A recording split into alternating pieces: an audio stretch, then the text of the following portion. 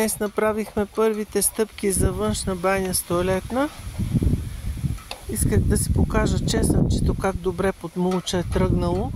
Този, който е най-вдясно и е повече, той е съден на цели глави. Видях, че китайците така го съдят и пробвах. Става. Цялата глава, отгоре се отрязва леко връхчето. Като го насъдиш, тръгва на четка. Тук пръза. Вчера обрах половината и го зарових в пясък в къщи. Винките, пясък с камиона, голямата натория тук. Тези туби, когато нямахме вода, ни вършаха идеална работа. С тях наливаме и поливаме. Сега вече нямаме този проблем. И започваме една по една, като се скъса дръжката, да ги изхвърляме. Оформихме около колонните дръвченца. Копахме, сложихме тор, слама, за да може да ги зазимим. Чакаме да паднат листата, за да пръскаме и да режем.